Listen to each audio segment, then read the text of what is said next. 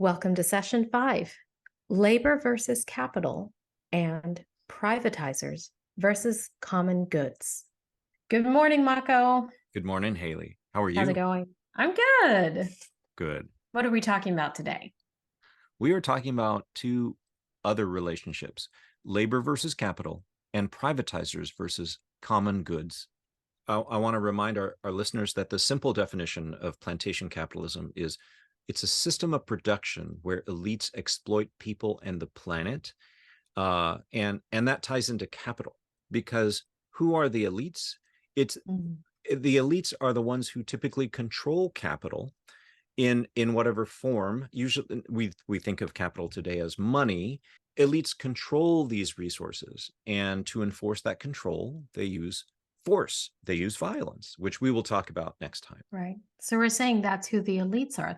They're the ones who are controlling the resources. I have a case study here of a basketball coach who copyrighted the phrase three-peat, which means winning 3 championships in a row. And he turned the phrase into a capital asset. So when he did that, now he earns hundreds of thousands of dollars in licensing fees whenever a sports team wins their 3rd consecutive championship. No, and I grew up in the 80s in LA. So that was Pat Riley, who I think who coached the LA Lakers during that time. It was him. He patented that phrase. Yeah. So he makes royalties every time a newscaster uses it. Yeah. And another example that just recently happened is the phrase Taco Tuesday.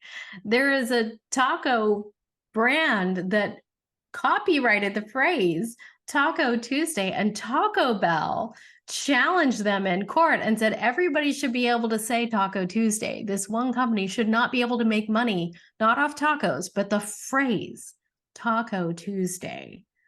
You're kidding me. No. So when we talk about capital, we're talking about a word that somebody made up and then decided they wanted to go and be like, excuse me, government, can this be mine? Can Taco Tuesday be mine? And can I make money every time someone wants to say Taco Tuesday? Right. So we call that intellectual property and patent things like that. So yeah, I mean, it can be a moneymaker. Right. So we're not against intellectual property, but we're trying to tease out some distinctions here and some ethics and make this feel right so that I can say Taco Tuesday and so that I could win 3 championships in a row and not have to pay somebody else licensing fees. Wait, I hope we're not going to get fined by someone. Oh no! Finds our video. Well, Taco Tuesday you safe. Use the phrase Taco Tuesday. Well, Taco Tuesday safe. Now Taco Bell has made it so that I can say that, but I better not win any championships. 3 of them. I could win 2, not 3. Yes. These are great examples. Thank you, Hayley. What are some serious examples of capital that have been literally problematic, not just funny jokes? Well, these days, what's been in the news is the writer's strike and now the actor's strike. I know there are concerns about AI taking writers' jobs, which may be, but or artists' jobs. And so, yeah, this is a tension between those who own capital and those who own their own labor and offer it. I read something recently that someone talked about how they were on a Marvel movie and they were asked to go to the truck and they were paid a fee for their services to go into the truck, and the truck scanned their body so they could be used in future movies via CGI, via using AI to put their likeness in future movies, and they're not getting paid residuals for that. Marvel's owning the appearance of their body to be used in the future. Wow. I think it's important for us as Jesus followers to look at, does the Bible have something to say about the relationship between labor and capital? First, let's take a look at how it went really badly in U.S. history and, the kind of formal time of plantation capitalism. I recently learned through reading a book by Carrie Lee Merritt, Masterless Men, that an enslaved human being cost the equivalent of $130,000 in 1860. So at the eve of the Civil War, that is how much it took to purchase a human being at a slave auction. And what is stunning to me about that, just all of the implications. First of all, that because there was more or less a stable price for an enslaved human being, I mean, depending on age and gender, that banks allowed slaveholders to take out mortgages on slaves, so that if you were already wealthy, you could get more credit and take out more loans and take more risks to take more money. And so this contributed to this insane consolidation of wealth, and people around the world were buying bonds that were basically bonds on enslaved people. That's disgusting, to take out a mortgage on somebody else's body. So I know in the last section that we covered on men versus women, that enslaved Black women became both labor and capital. That deserves a moment of reflection. Let's focus on the family in terms of that. Enslaved Black women were labor, but they also became capital. How did they become capital beyond just slavery, being enslaved and working? They were used to breed. I know I read this quote last time. This is from Marie Jenkins Schwartz, Birthing a Slave, Motherhood and Medicine in the Antebellum South. Robert Lumpkin ran what is mostly referred to as a slave jail, with little recognition that he ran the nation's largest breeding farm.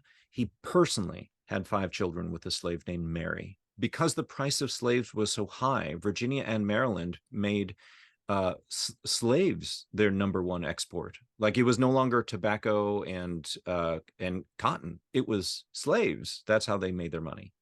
And they shipped them to the Deep South. So that's why especially women, healthy women, were considered to be capital, because they multiplied wealth. Right. So again, how is this for a focus on the family?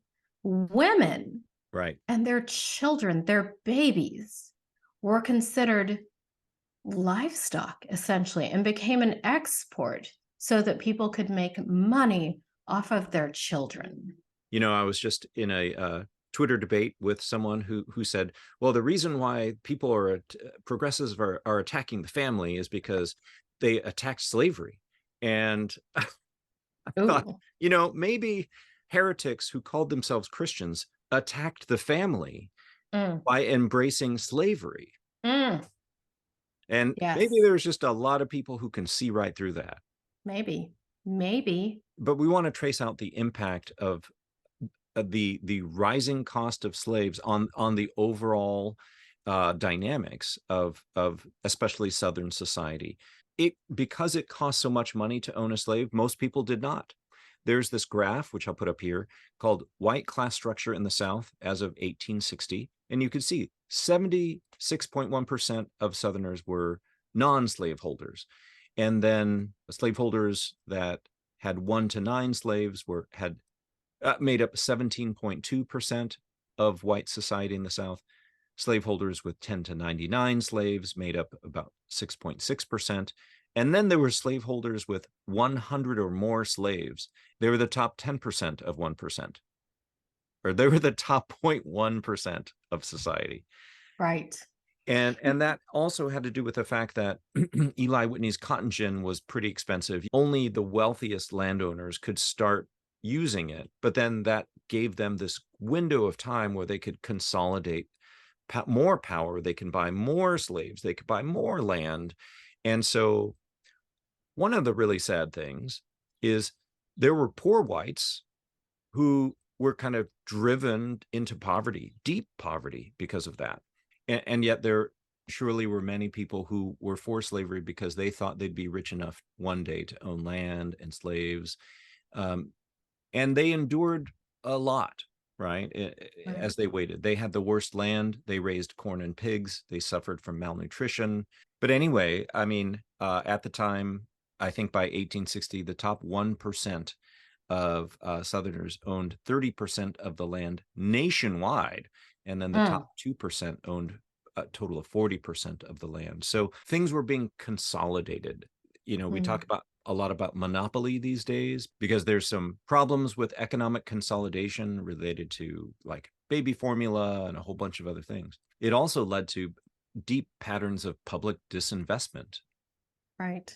And that bears some thinking about that for a moment. I would like to breathe clean air, whether it's a pandemic and you're thinking about breathing clean indoor air, or whether it's outside on the East Coast where now we have all the wildfire smoke. And so, you would like to go outside, but hey, the air is not safe to breathe. And so maybe you shouldn't go outside.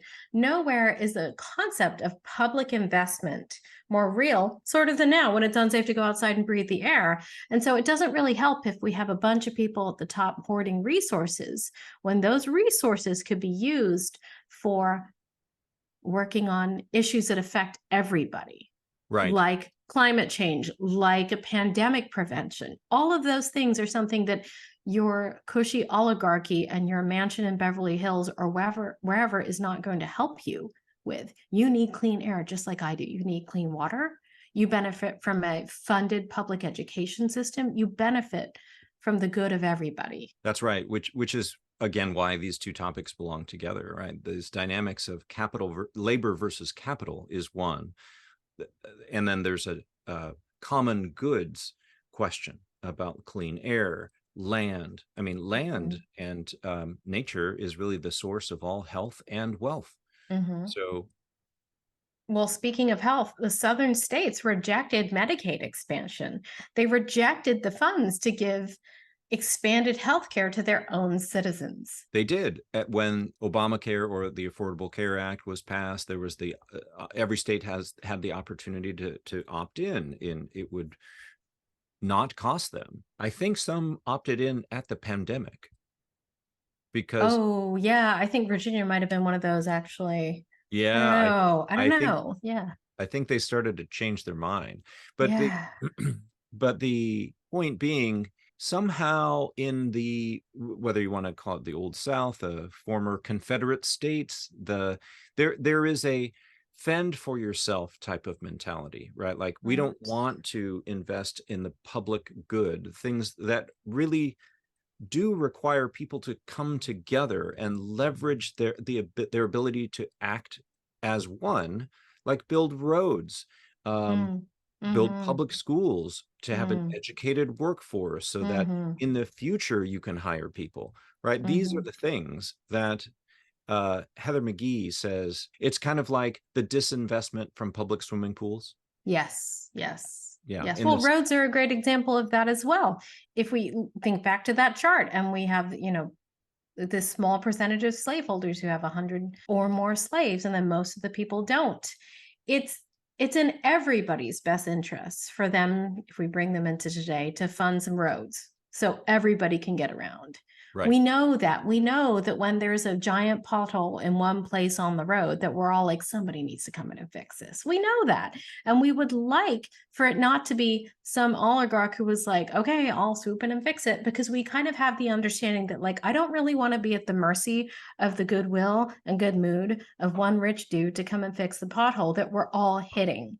We understand that as a public community, that needs to be something that's funded so we can all benefit. That's air, that's water, that's the roads, that's healthcare. Well, but then the loud sucking sounds we hear at the top of the food chain is like those who are extracting the capital. Well, they're extracting wealth. They're exploiting people, or exploiting land, and there's so many ways they do that. Right. Well, and it's a bit of a backwards narrative too, because blue states pay more in to the system than red states do. Oh, here we go. Yeah, there are two articles that I know we've glanced at, one from the Associated Press in 2017 and one from the Washington Post just in July 7th, 2023. And it says, quote, 8 of the 10 states that get the most money back from the federal government per dollar they pay into the system voted for Trump in 2020. 9 of the 10 states that got the least voted for Biden. So the typical red state gets back 19 cents more for each dollar sent to Washington than its blue state friends.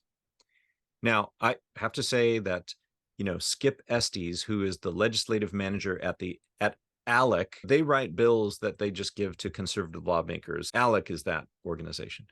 Anyway, So he's the legislative manager at the ALEC Center for State Fiscal Reform. So consider the source. But his objections were, wait a minute, like who qualifies as red and blue based on how they voted for president isn't enough. And like, what about federal deficit spending? That throws off the numbers. And, I think those points are worth considering, but I would say, yeah, but it's not like state level elections are not problematic. They are problematic because of partisan gerrymandering that has generally favored Republicans over the last few decades. And on the latter, deficit spending, yes, that is also its own separate problem. But I think we can assume that or we have to assume that deficit spending has to be paid for in the future in the same general proportions that states are paying in today. So unless you can make a compelling case to me of why that should change, then I'm going to say, look, this analysis is true. Blue states pay more than red states and subsidize red states. Right. So today we're talking about elites using capital to go back to our original thing, to extract value from labor, to extract health from customers, from the labor, from land. Oh, yeah. It is no surprise to me that Walmart began in the South. Right? I mean, talk about the capital, the elites who used capital to extract health and livelihoods from people. They underpay their workers. They make their workers depend on federal benefits. Their workers had the highest rate of injury on the job until Amazon came along. Right. So, and then what do people do? They have to go on disability. Which is publicly funded. Which is publicly funded. It's a publicly fund. So if you say, we have a labor system and economic system that requires people pretty much to get their health insurance through their job. And that's a significant reason why people stay with jobs they don't like or they don't want, because, the benefits are good. So if we say that you have a business and you're going to give healthcare to your employees, and then you pay them so little because they can't take anything else, so that they actually have to depend on federal benefits, which is money from the public pool. Yes. And then you injure them to the point that they then need to go on disability, which is also money from their fellow man. Then Walmart is gaming the system. Walmart or any company like that is not paying in enough, and they are extracting from people. They are extracting from more than their own employees. They're extracting from everybody else. So Hayley, I know that in a previous video you mentioned your husband has worked in retail. Did he experience wage theft? Yeah, definitely. In a couple of different ways. There was times of being asked to work off the clock before or after a shift and get some work done. And sometimes it wasn't phrased in the way of like, we need you to work and we'll be stealing your wages. It was always in sneakier ways than that. There was also a time where the company tried to assign people to a class of worker that was inappropriate. And it came out as a big rollout letter to everybody. And then within the month, it was rescinded and everything went back to usual. And at the time, I don't know anything about what actually happened. It seemed like someone had sued and they had realized they were doing something illegal and they had to quickly change everything back. But it would have ended up with him losing a significant amount of wages had this new policy stayed in effect. Wow. So that's one of the kind of like sneaky strategies that, sometimes companies can use to not pay people what they agreed to pay them. And so what's the magnitude of this problem? Can you give me a sense for that? Yeah. There's millions of people who are victims of wage theft. It is a huge problem. It's maybe bigger than more visible things like shoplifting. So, well, can I interject? I heard that the amount of wage theft that happens is greater than all other forms of theft combined, like grand theft auto, embezzling, all these things. Well, there was some research here on just one type of wage theft, because there's different types. There's classifying people in a category where they shouldn't be, so where you wouldn't have to pay for their overtime or something like that. There's stealing tips. There's lots of different ways to make it so that people who are working don't get the compensation that they're legally entitled to. So when these researchers just took one type and they looked at in the 10 most populous states, so not even all 50 of the states, right? They found that 17% of people who were low wage workers were paid less than minimum wage. And that ends up being 2.4 million workers losing $8 billion annually. Wow. So if Wow. they pull that data out and extrapolate it to everybody, the estimate is that workers lose about $15 billion annually from minimum wage violations. And so that means that we have $15 billion of theft, thieves who are stealing $15 billion and getting away with it. Wow. So those are our corporate overlords, right? The capital owners, again, making loud sucking noises to pull money up to where they live from down below them. And what's the magnitude, like, individually, if there is any sense of that? Yeah. These workers are missing out on about $3,300 annually for people who work all year round. But that is a lot. yeah, Yeah. it is. I've an acquaintance who works for legal assistance, like to the poor, and apparently that can be effective if it's available. And it's interesting that there are some states that actually don't go to bat for workers. They do not recover wages. And those states are Alabama, Delaware, Florida, Georgia, Louisiana, Mississippi, South Carolina, and South Dakota. They don't do it. So, like whether it be the state AG or, the people filing class action lawsuits, basically these states are saying you're just on your own. Yeah. And with the exception of South Dakota and Delaware, I guess, is a mid-Atlantic state. All the other states are former Confederate states. So these patterns are so deeply entrenched. I mean, I think probably, something connected to this is tipping, right? Because tipping came from the days of slavery and then Jim Crow, where, wealthy white customers wanted to see, what black waiters and waitresses would do when they dangled money in front of them in the form of a tip. And so the origin of tipping is racial. It's a power play. It's a gross power play. Yes. And it's a way for the employer to not have to pay more in wages. Exactly. It's a way to make it so that people who are vulnerable are underneath the thumb of people who have a little bit of money to dangle in front of them. No wonder other countries have banned tipping. Exactly. Externalities would be another example of how elites extract capital for themselves out of the land, out of the air. So there was a report by Trucost on behalf of the Economics of Ecosystems and Biodiversity program at the UN that examined money earned by the biggest industries on this planet and contrasted them with 100 different types of environmental costs. And for the sake of ease, they turned these 100 categories into 6, right? Water use, land use, greenhouse gas emissions, waste pollution, land pollution, and water pollution. And basically what they said is what we call externalities, which is what economists say, these are costs that a company can externalize to itself. Like they make someone else pay for it, right? So if someone else gets sick because you drank water from a river that they polluted, then it is external to them. They didn't have to pay for it. And so the huge profit margins being made by the world's most profitable industries, oil, meat, tobacco, mining, and electronics, is paid for against the future. We are trading long-term sustainability for the benefit of shareholders. If companies had to internalize the costs, meaning if they really had to pay the true cost of what they're doing, none of them would be profitable. Right.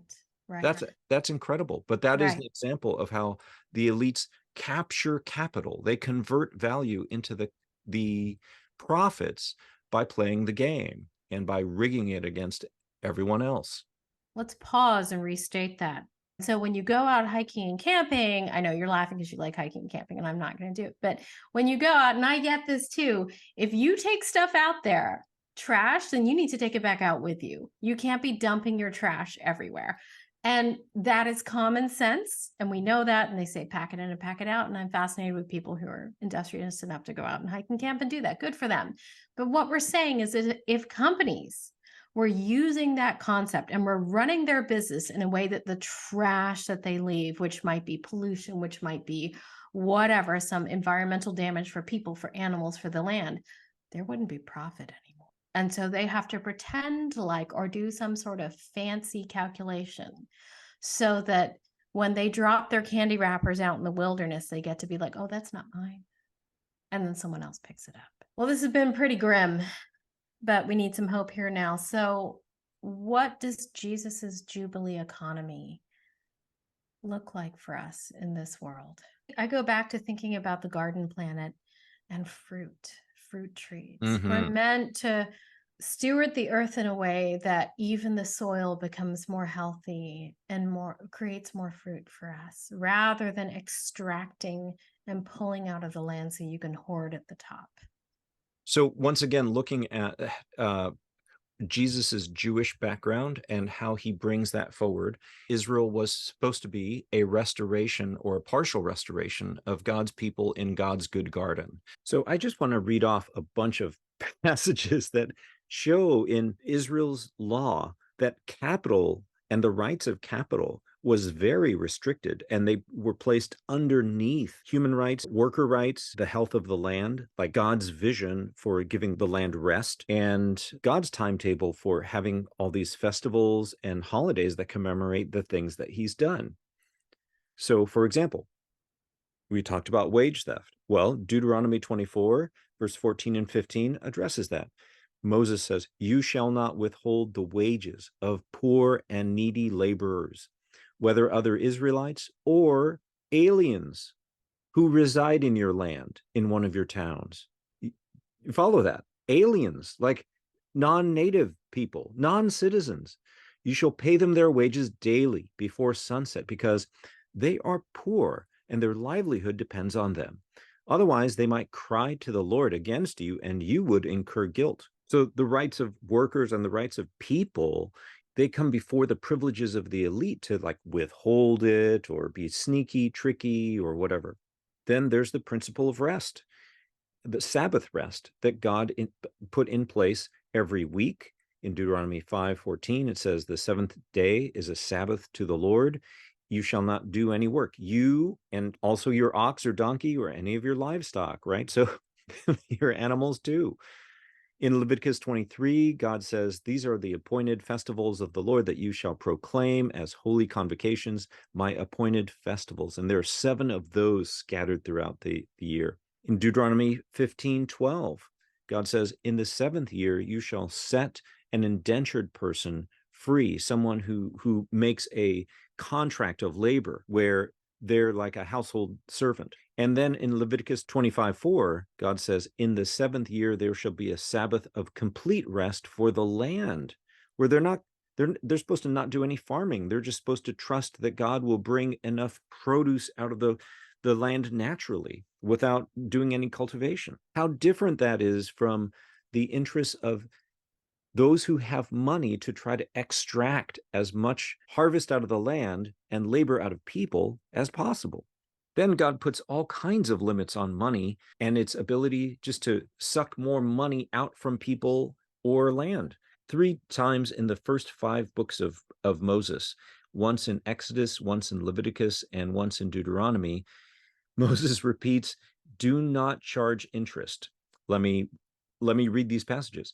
Exodus 22, verse 25 to 27. "If you lend money to my people, to the poor among you, you shall not deal with them as a creditor. You shall not exact interest from them." In other words, you can make a loan, but it has to be a 0 interest loan.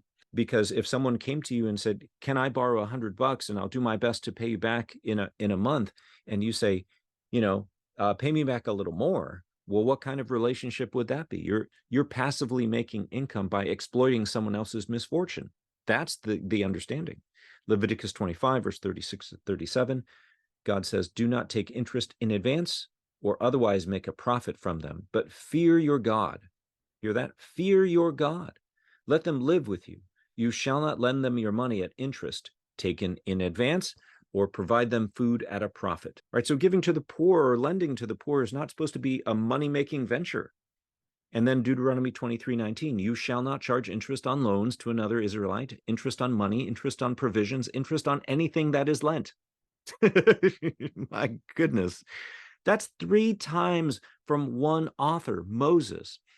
There are prophets or preachers later, Ezekiel and Habakkuk, that draw on this and say, yeah, God really meant it. Ezekiel 18, verses 5 through 13, basically says this: if a man is righteous and does what is lawful and right, and does not oppress anyone, but restores to the debtor his pledge, the collateral, does not take advance or accrued interest, such a person is righteous.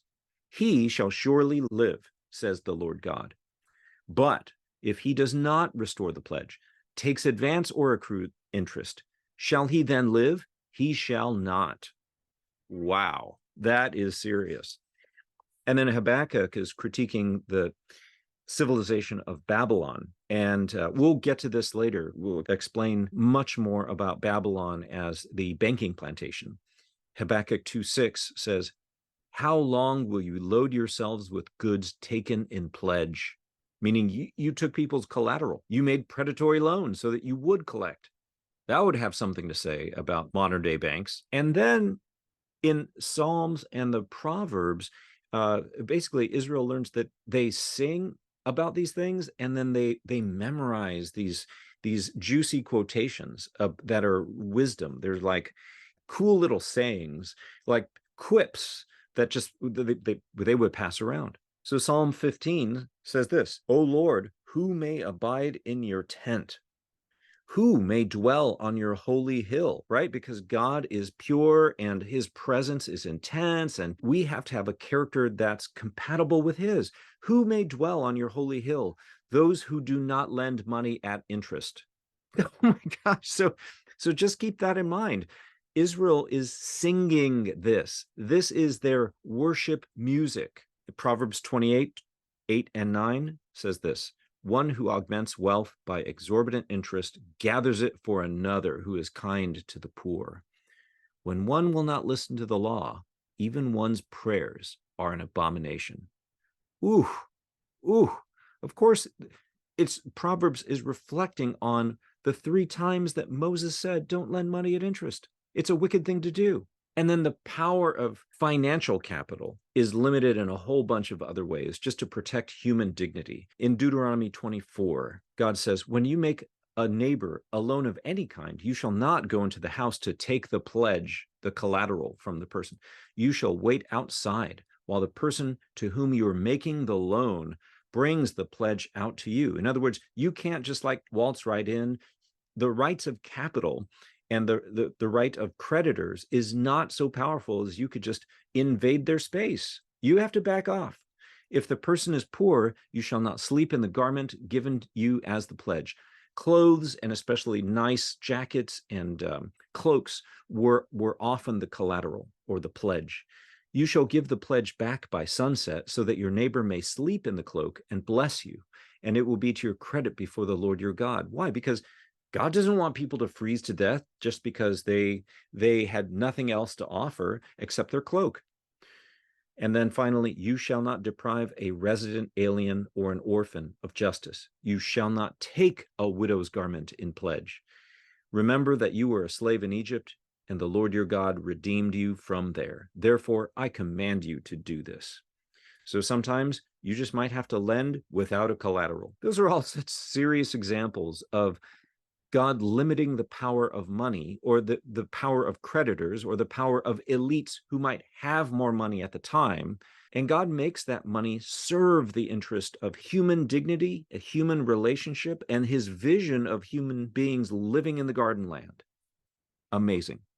And it's really important to see, like in the great Jubilee passage of Leviticus 25, God gives each family productive capital, land. He gives land on a fairly equally divided basis. And then every 50 years, he restores that picture. He restores people to the land back to the original family boundaries. So that's in Leviticus 25. For someone to monopolize land and displace other people, that was seen as sinful. So Isaiah said that, Micah said that explicitly. So that's just to begin with. And also, if you owned the land, quote unquote, I put that in quotes because I think Israel would have said stewarded, like no one totally owns the land. Even if you own it or steward it or work it, what comes out of the land, the crops, the grain, the fruit, was not just for you, right? So your private property, quote unquote, did not mean that you could monopolize all the produce of the land, all the wealth of the land, because that's also intended for other people's health and well-being. And that is called the law of gleaning for the poor. In Deuteronomy 24, 19 to 22, God says, like, you can do the first pass through, but the second pass through your crops, you can't do it. That is for other people, the orphan, the widow, the alien, those who might be landless at that moment. You can look out on that land with all of your crops there, and you can know that a good portion of that is not yours while it's growing. That when you go through, whatever's left is not yours. That is a different way to look at a public good version of harvesting from the land. That is, I mean, because they would have had to be reminded all the time that by Psalms and by the creation story that, you didn't make the land. God did. So we have to respect what's called, in Catholic teaching, is called the universal destination of all goods. God wants all the goods of the land to get to everyone. Yeah. And then, so Jesus inherits that picture and those ethics, but he forms a community that's not tied to a specific land. That has made some people think that, oh, see, like he's not tied to earth, right? He's more tied to heaven. But the opposite is true. It's that he claims the whole planet as his own because he is its Lord and King, and he calls everyone to share generously with one another as one family of God. So when he talks to the rich young ruler, like in Mark 10 and Matthew 19, Jesus says, people need to share houses, families, fields. And so dwellings, relational context, and fields probably being work opportunities. Jesus makes this part of his new creation, his palingenesia, the renewal of all things in Matthew 19:28. That's what he's doing. So he, again, when you look at how Jesus relates to the Jubilee in terms of debt forgiveness, he seemed to think Jubilee is great. It just didn't happen often enough.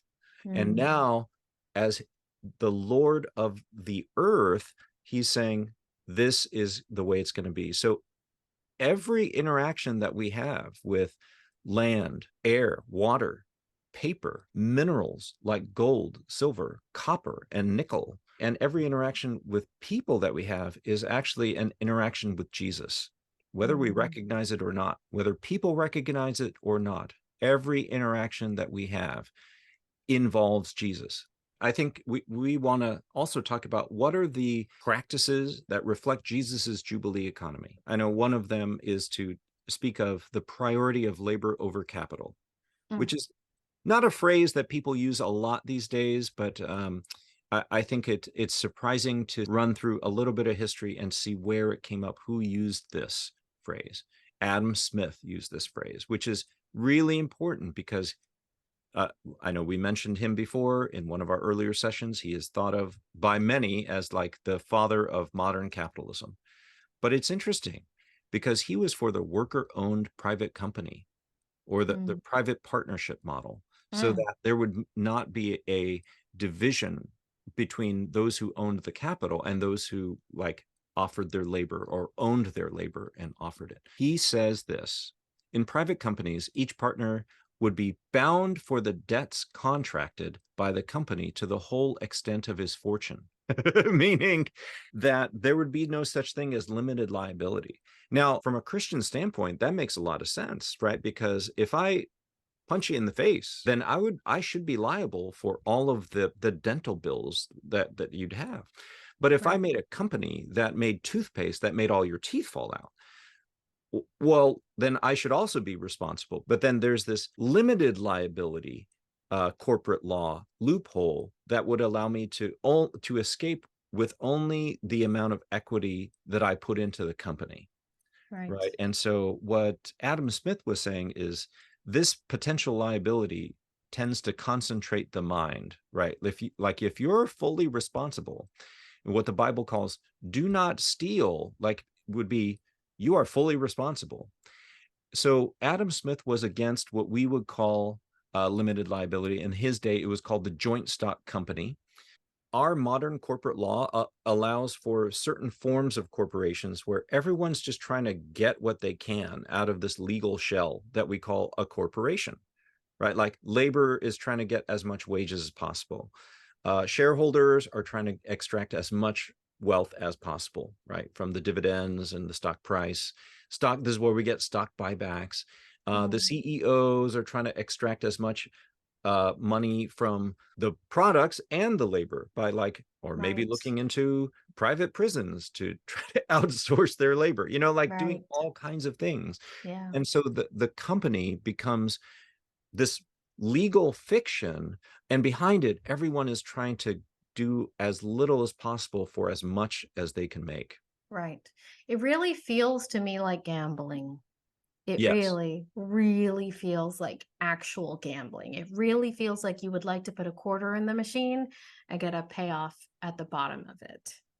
Yeah, and one remedy to that is a bill called the Tax Excessive CEO Pay Act, which has been proposed by the Institute for Policy Studies. And there was an article back in 2021 about it because corporations pumped up their CEO pay at the exact same time that they kept low wage workers suffering during the pandemic. So, for example, during the pandemic, more than half of the country's 100 largest low wage employers, meaning they have the largest number of low wage workers, bent their own pay rules to give CEOs an average of 29% raises while their frontline workers made 2% less. They actually deducted wages.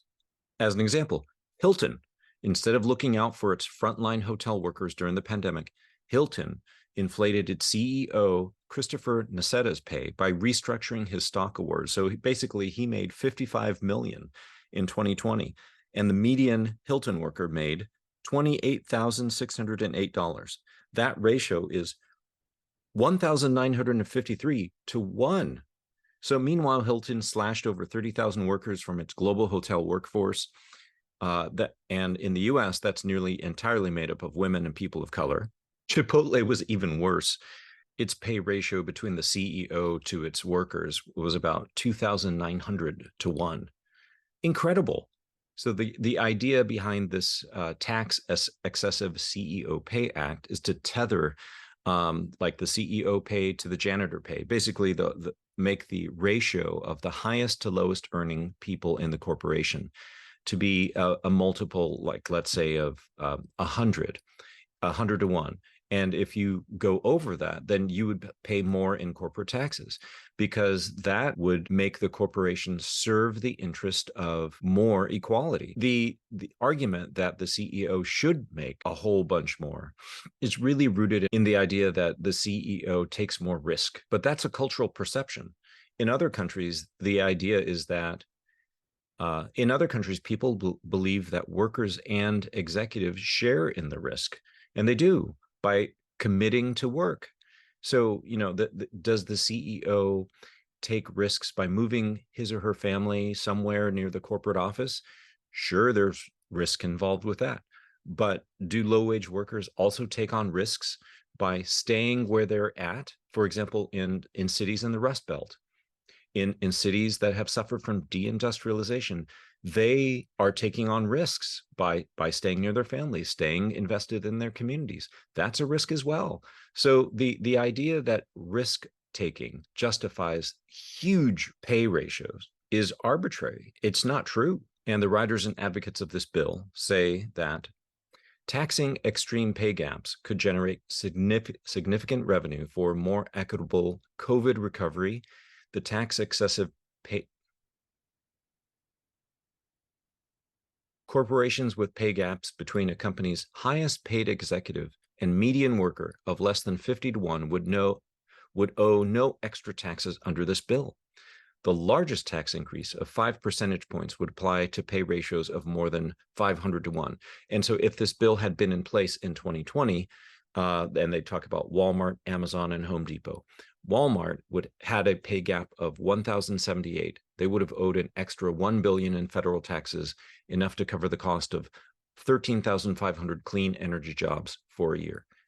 Amazon, with a pay ratio of 1,596, between its highest paid executive, David Clark, and median pay, would have owed an extra $1 billion, which is enough to pay for over 115,000 public housing units for a year. Home Depot has a 551 to 1 gap. They would have owed an extra 800 million, which would be enough to create over 18,000 jobs that pay $15 an hour with benefits. That'd be one way of making the legal form of the corporation serve more of a social goal of less inequality. And that is a really important goal. I did want to mention just more examples in US history to show this is not foreign to us. As Americans, Abraham Lincoln spoke of the priority of labor over capital. That, look, it's labor that produces the capital to begin with. Like, where does the extra value come from? Where does the extra money come from? It comes from someone's labor who does something usually on the land. And then the Knights of Labor was the first real nationwide labor organization. They won the 8-hour workday. They used strikes, but mostly they advocated for the worker-owned cooperative, right? The worker-owned company. And it's really important that they were mostly Catholic and started as mostly white, but they grew to include Black people and women. And they spoke of wage slavery. They critiqued it. There were articles like Wage Slavery and Chattel Slavery, which said the whole process of civilization has been to emancipate human beings from the condition of slavery in which they have been held by their fellow men. However, civilization has not yet reached its highest point of development, nor can it develop much further without first having abolished wage slavery, meaning working for a boss. Like, they were for what we call democracy in the workplace. Like, Right. well, why don't we have democratically run organizations and companies? That way, everyone shares in the decision making as well as in the profits and the responsibility. And that form of slavery stands today as one of the greatest barriers to the progress of civilization. Frederick Douglass really appreciated this. He also critiqued wage slavery as better than chattel slavery, but not much better. There's an organization called the Catholic Social Worker, and a theologian and poet named Peter Moran, who wrote easy essays, and they are profound. They are simple kind of poems, but they really capture some truths, and they represent a Christian critique of how things are. Hayley, I'm wondering if you could read the one called Calvinism, 1530 AD. Well, and I also want to continue with banker to 1600 AD. Oh yeah. If he makes money, he likes to tell himself that divine providence sends it to him. Exactly. God himself gave you this money. His wealth itself becomes in his eyes, as well as the eyes of others, a mark of God's blessing. A time comes when he no longer knows if he acts for duty's sake or for interest's sake. It becomes difficult in those conditions to make a demarcation between religious aspiration and the pursuit of wealth. Before John Calvin, people were not allowed to lend money at interest. John Calvin decided to legalize money lending at interest in spite of the teachings of the prophets of Israel and the fathers of the church. Protestant countries tried to keep up with John Calvin, and money lending at interest became the general practice, and money ceased to be a means of exchange and began to be a means to make money. So people lent money on time and started to think of time in terms of money and said to each other, time is money. Aren't these poems amazing? They Yeah. are really, really succinct. Reading it doesn't do justice to its little short stanzas. It seems like I'm reading disjointed sentences, but like it's a beautiful, strange little economic poem. yes, yes. Hmm. A lot of education happens through these Yeah. things. Yeah. And yet look at what we do. We believe that money works harder than people in effect, and so capital gains are taxed less than wages. Like Hmm. if you work, you're taxed at a higher rate for most folks than capital gains. Hmm. So that is bonkers. I mean, our today's billionaires pay around what, 3% in their effective tax rate. Hmm. And then people who manage capital, like the banks, they get subsidized for failing. They're too big to fail. Hmm. But we don't subsidize people. Right. So Right. why, right? Like we Right. subsidize banks, Right. the organs of capital. Right. And every single time I see a billionaire doing something, I see them standing on asphalt or concrete. I see them wearing clothes that they didn't make themselves. I see them holding drinks and cups and water bottles and eating food that were made by other people. They didn't create whole entire worlds, just their empires with roads and cups and clothes and materials. They are benefiting from our public global world just as much as everyone else is. Maybe they're benefiting even more. And to pay only 3% in taxes is maddening. Yeah, Mm, I mean, the computer comes from the Department of Defense as we, mm, experience it today. The right. internet was originally ARPANET, which was made by the Department of Defense, right? I mean, Public investment. public investment, the We, the people, taxpayer paid for that. dollar. Yes, we Yes.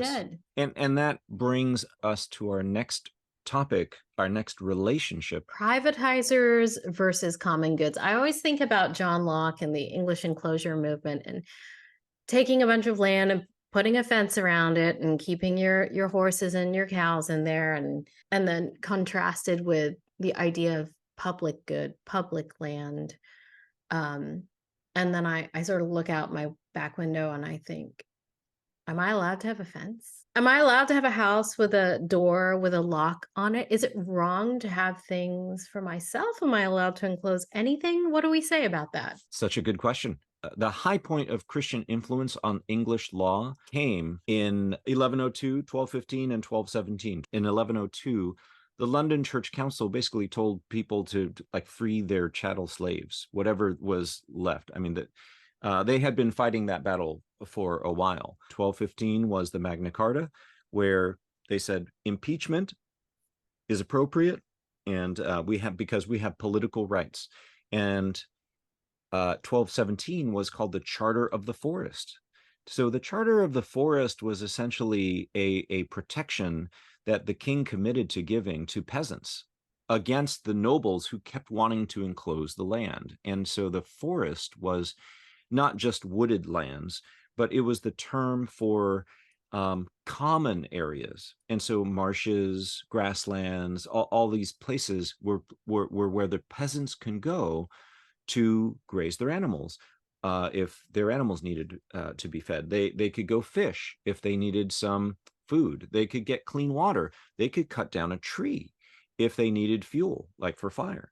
So that was the charter of the forest. And there is a movement in England to return to the sensibilities of that. But essentially, then after that, like the nobles manipulated parliament and the laws in parliament to enclose the land anyway. And so like John Locke and the whole theory of private property is from it like, I mean, he wrote a biblical argument in Second Treatise of Government for why before you enter into political society, before you even really enter into your family, you bring along your private property and they shouldn't interfere with your private property.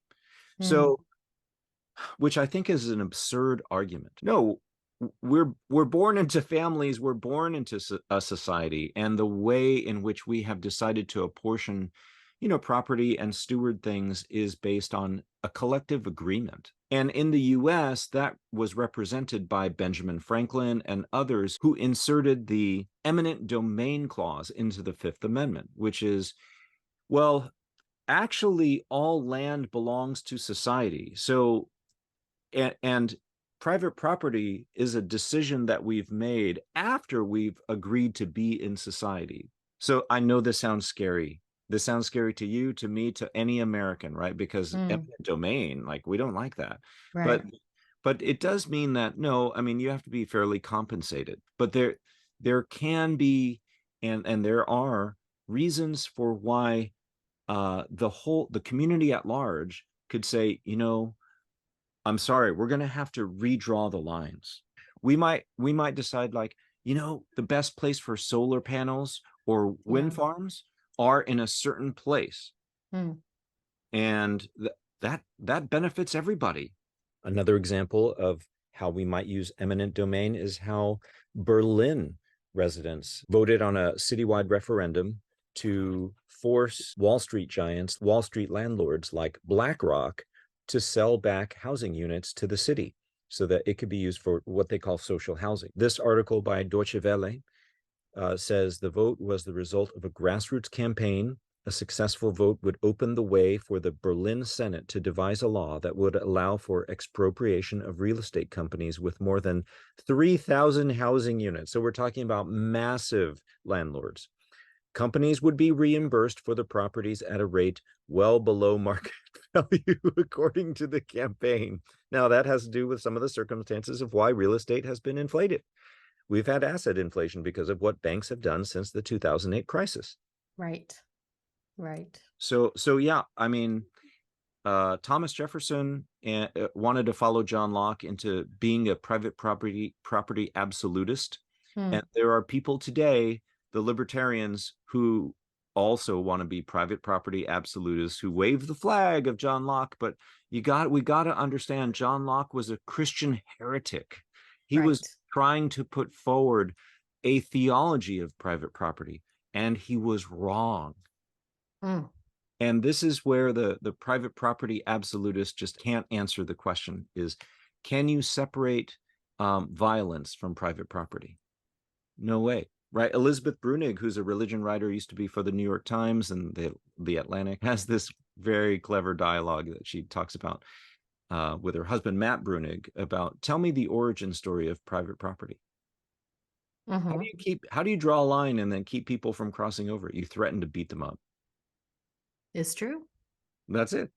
And so, again, it can be a tool at times, but it's not the ultimate nature of reality. It's true. It's very true. So what we're saying is that it's not wrong for me to have my house. I can have my house. I can have my fence. But also, if society decided that the little piece of land I have is the best place to put something really necessary, like a wind turbine in the middle of this row of townhouses or something, and it was legitimate, then it's not a bad thing for society to do that. And it would be really terrible for me, but society would be like, I'm so sorry. We want to make this up to you. We need to give you something that is going to make it so that it doesn't have as much impact and we're still taking care of you. And that's a part of our public good approach. It is. And it's in the US Constitution. It's there. Right. So it's not un-American. It's not foreign to the way we think and the way we do things. We have used that before. And it really does come from Scripture.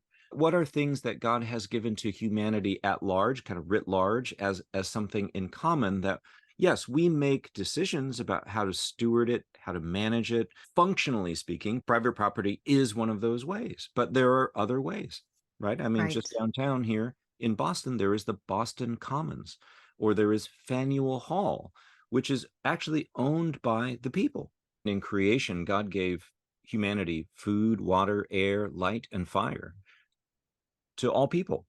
And he renewed that commitment after the flood, right? And so Genesis 1, Genesis 9, there it is. And then God used all of those things as metaphors for his Holy Spirit. So the Holy Spirit is described to us as food, water, air, light, fire. Isaiah 55, Ezekiel 37, Isaiah 6. Chase all of that down. The implication is that nourishment and energy and life-sustaining things should be widely and easily available. And that ought to be part of the Christian ethic, because God says that he himself is widely and easily available. So I know that is more of a literary theme, but I think it's compelling. I'm thinking about how whenever you watch a movie and someone passes out on the floor, someone runs and gets a glass of water for that person, right? You don't know if they're thirsty, but it's a thing we do. We Right, get a right. glass of water for someone as just a common shared piece of humanity. Simple, clean, pure water. Jewish law regards water, drinking water, as a divine Mm. gift to all humanity. It's common Mm-hmm. property. We need to Mm-hmm. steward it well, um, because it's especially for the needy stranger. So, Right. in the biblical story, the character of Isaac, the son of Abraham, is especially tied to wells for drinking water. Mm. But that's because Mm. God is tied to wells of drinking water. Like he is a fountain of living water, he says. Mm. Mm. Well, and also trees. Planting trees is this noble thing to do because you are providing fruit for the Right, future, for people who you haven't ever met and you might never meet. Those right. trees have the possibility of living beyond your lifespan and giving to people who That's you right. don't know. Right. We talked about that in an earlier session. God says in Deuteronomy 20, verse 19 and 20, don't chop down fruit trees, including during wartime, Mm. because they're not just yours. They're not just fuel for the fire. They are a Mm. gift. They were intended by God as a gift. In Jewish culture, there is a saying that says, if you are planting a tree and the Messiah comes, finish planting the tree and then go meet the Messiah. Isn't that beautiful? It's like, because Yeah. planting a tree is such a noble, honoring thing, because you put in Mm. all the work up front, but people in the future benefit Hmm. because the tree grows, it gives shade and fruit. Yeah. And Yeah. so if you are planting a tree and the Messiah comes, finish planting the tree and then go meet the Messiah. I just think that's wonderful perspective. That's beautiful. So, I mean, Jesus continues this, right? He continued to speak of the Holy Spirit as food, Luke 11:13, water, John 7:37 to 39, air, his very breath in John 20, verse 22, light in 2 Corinthians 4, and fire in he will baptize you with the Holy Spirit and fire, and then at Pentecost connected to fire, implying that, look, I mean, if we as Christians want to make God sound widely and eagerly available to people, well, then why don't we make nourishment and the elements and energy widely and eagerly available? Mm. So, and here's where it gets really, really meaningful. Jesus claimed to own the entire world, not just the land of Israel, right? But the entire world, because he was the one true seed of Abraham, Paul says in Galatians 3:16, and that seed inherits the world in Romans 4:13. It's the fulfillment of what God promised to Abraham and Abraham's seed, Abraham and Sarah's seed. And so when Jesus comes on the scene, he's basically saying, I'm claiming everything and I'll share it with humanity.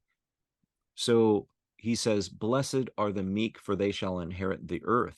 Now that's a quote in some sense of Psalm 37, but Psalm 37 said, blessed are the meek, for they will inherit the land, because Israel's experience was just like, this is our garden land experience. Jesus says the earth, because he's reclaiming planet Earth, his intention to restore the garden to planet Earth. And so, of course, his disciples are manifesting God's kingdom on earth as it is in heaven through our sharing and our generosity.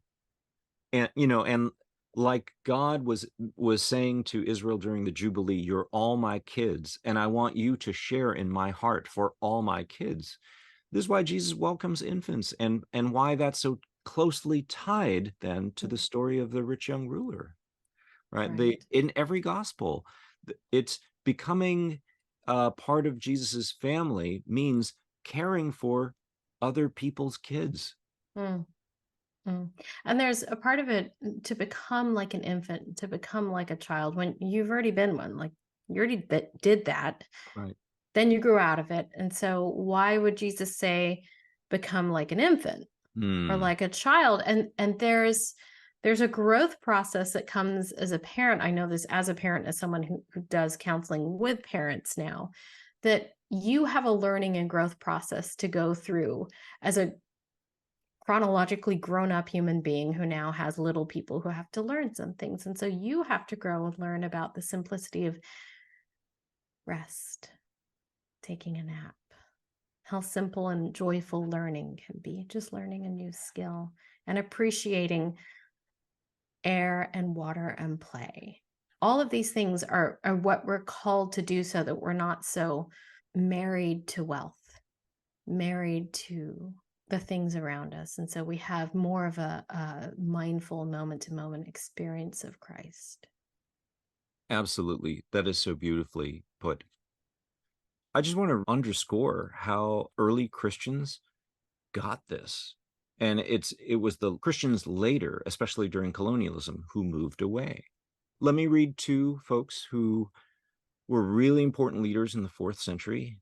Ambrose of Milan, who mentored Augustine, and Western Christianity tends to follow Augustine, but this is also representative of Augustine.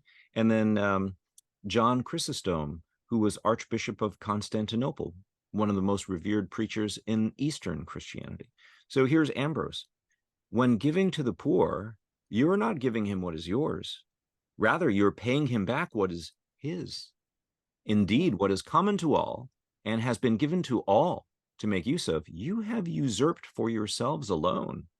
The earth belongs to all and not only to the rich. You are paying back, therefore, your debt. Wow. Ouch. Ouch. That is right. And here is John Chrysostom. Are not the earth and the fullness thereof the Lord's?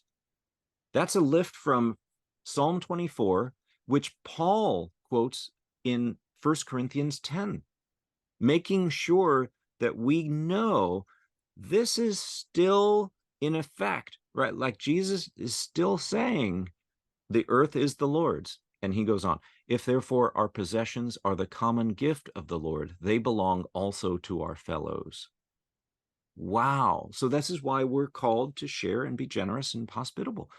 This is why every interaction we have with everyone and everything is really an interaction with Jesus, and he will talk to us about it when he returns. That is just serious. Every time, I mean, think about everything that's in your phone, right? Like, right. You've got gold and metal, and there's air inside of here, and there's plastic. There's, all sorts of things inside of this device. There's plastic on the back. And every time this is an interaction with Jesus, every time I breathe. And that's perhaps a link to, pray without ceasing. Because you are all the time, every second of your life, you are praying without ceasing. So make something of it. Right. We could be more sensitive to this. We could be grateful. We could pray for the needs of others. Yeah. I just wanted to call out two resources that have been helpful to us in this. Christopher J.H. Wright, who is a British theologian. His book, Old Testament Ethics for the People of God, is really good. And Munther Isaac, From Land to Lands. He's a Palestinian Christian theologian. Both of these books have been so tremendously helpful. Well, we've talked about a lot today. We've landed at this place of talking about private property and how it's impossible to have it without some sort of violence. And so that's where we'll go next time on this series of conversations about plantation capitalism. We will talk about the violent versus the victims.